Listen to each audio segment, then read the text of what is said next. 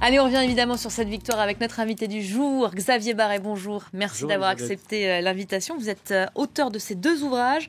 On refait la Coupe du Monde et puis de la Coupe du Monde avec la vidéo. Et oui, c'est ce qui a changé depuis ces dernières années. Et puis les Coupes du Monde en 90 minutes. On voit depuis hier soir et ce matin évidemment encore du coup les Français ressortir leur maillot, certains maillots de 98.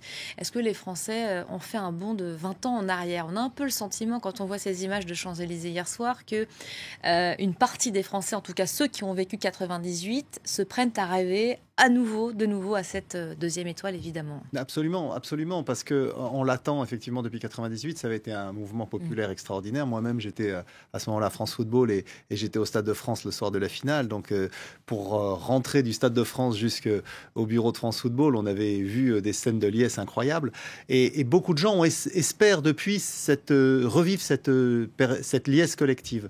Et les plus jeunes ont tellement entendu leurs parents en parler et ont vu aussi pas mal de commémorations ces dernières semaines sur différentes chaînes de télé qu'ils se disent pourquoi pas, ça peut être sympa aussi, et du coup ils ont envie de fêter ça. Et les plus jeunes aussi ont peut-être pas conscience que les Français n'ont pas toujours été bons au foot. Il y a de cela plusieurs décennies, les qualifications pour une finale de mondial, c'était pas envisagé. C'était rare effectivement, et d'ailleurs c'est ce que je me suis employé à démontrer notamment dans les Coupes du Monde à 90 minutes, l'époque où l'équipe de France effectivement était plus un faire-valoir qu'une top équipe dans les différentes Coupes du Monde. Et quand en 1958, pour la première fois, l'équipe de France est arrivée en demi-finale de la Coupe du Monde, en Suède, c'était un exploit sans précédent. Jusqu'alors, les Bleus, effectivement, d'ailleurs on les appelait pas les Bleus, on les appelait les tricolores à l'époque, allaient rarement au-delà du premier tour. C'était vraiment une performance que d'arriver dans les phases d'élimination directe. Bon, on va pas la banaliser cette victoire, elle reste évidemment un événement. On revient peut-être ensemble sur le match d'hier soir. Est-ce qu'il vous a satisfait déjà? D'un point de vue purement footballistique, c'était pas très emballant, c'était cadenassé. Comparé aux France-Argentine, rien à voir effectivement. C'était extrêmement cadenassé, donc un seul but.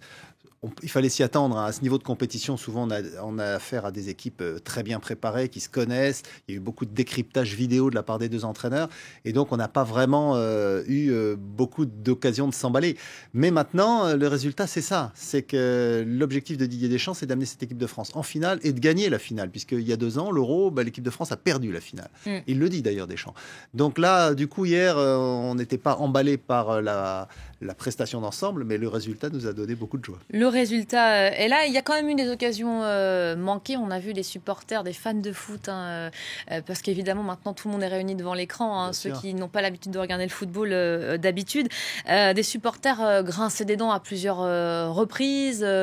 Giroud qui loupe des occasions, notamment à plusieurs moments cruciaux de cette rencontre. Oui, on aurait pu en marquer d'autres des buts hier soir. Oui, bien sûr, et ça aurait été bien d'en marquer un deuxième, notamment par Olivier Giroud, parce que ça aurait permis ce qu'on dit en tennis et qu'on utilise aussi en football, faire le break. À ce moment-là, ça permet à l'équipe d'avoir une avance, 2 buts d'avance, donc d'avoir une marge de sécurité. Ça permet à l'entraîneur éventuellement de faire plaisir à un joueur comme Adil Rami, qui n'a pas encore joué 1 minute, de rentrer dans la toute fin du match pour participer à la fête. Donc là, ça n'était pas le cas, puisque jusqu'à la dernière seconde, il a fallu préserver ce petit but d'avance. Donc du coup, il y avait beaucoup d'inquiétude de la part des supporters. Une part d'incompréhension effectivement sur les ratés d'Olivier Giroud, mais il faut voir que c'est un avant-centre qui fait un travail de harcèlement de la défense adverse pour contrer les relances des Belges en l'occurrence hier, un travail phénoménal. J'entendais encore Arsène Wenger qui en parlait il y a quelques temps, puisqu'il a été son entraîneur pendant plusieurs saisons à Arsenal. Il disait dans le championnat d'Angleterre, tous les coachs adverses venaient me dire, il disait, il n'est pas très à droite en avant-centre, mais ce qu'il est embêtant, ce qu'il est pénible à jouer, parce qu'il a une grande carcasse, il a un gros impact physique et il fatigue les défenses adverses. Et c'est comme ça que d'autres ensuite peuvent venir exploiter les brèches. Regardez derrière vous. C'est le visage de l'avenir. Kylian Mbappé, il s'est illustré par plusieurs passes absolument magiques à un moment donné devant la cage des Belges. Il a été encore très bon hier et il a une vitesse absolument incroyable, une technique très forte. Il a aussi une tête bien faite, même si parfois il a tendance à chambrer un peu, ce qui peut énerver les adversaires. On a vu le carton jaune à la fin, il était mérité. Absolument, oui. Mais c'est sa jeunesse, c'est l'erreur de jeunesse. Il a que 19 ans, il a un talent fou. Voilà, tant qu'il arrive à être justement canalisé, cadré, et ça Didier Didier Deschamps et certains anciens du groupe s'y emploient, il y a des chances que ce garçon puisse apporter énormément à l'équipe de France.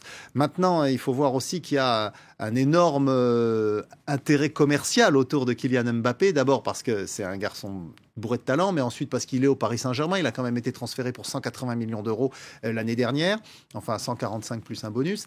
Et donc, on sait que c'est l'intérêt de tout le monde aussi de le mettre en avant.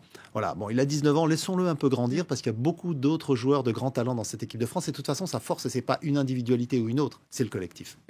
Vous disiez tout à l'heure, marquer un deuxième but, ça aurait permis de laisser la chance à d'autres, ça aurait peut-être aussi permis de s'imposer et de prendre l'avantage, alors peut-être pas prendre l'avantage, mais de marquer les esprits pour la prochaine étape qui sera cette finale de dimanche. Gagner 1-0, c'est pas la même chose que gagner 2-0, 3-0 Absolument, mais on a vu des équipes gagner 2 ou 3-0 et puis se faire ensuite éliminer. Donc le but du jeu, c'est clairement d'aller le plus loin possible. Et il vaut mieux, on dit souvent dans le monde du football, il vaut mieux gagner 3 matchs 1-0 qu'un seul 3-0 et ensuite se faire sortir. Donc Deschamps est effectivement pas un entraîneur qui prône un football spectaculaire. Il y a beaucoup de Français qui le déplorent. Mais voilà, qu'est-ce qu'on veut ? Est-ce qu'on veut que cette équipe de France gagne à nouveau la Coupe du Monde avec un style peut-être pas très flamboyant, mais efficace, ou est-ce que... Je vais pas y arriver. Pardon. Ou est-ce que cette équipe de France, on veut qu'elle fasse un jeu spectaculaire, comme elle a pu le faire par le passé, dans les années 80, notamment, la génération Platini a été 2 fois de suite en demi-finale de la Coupe du Monde. On disait que la France était la championne du monde des matchs amicaux. Elle joue un football merveilleux, mais à chaque fois, elle se faisait éliminer par l'Allemagne en demi-finale. Peut-être qu'on veut les deux.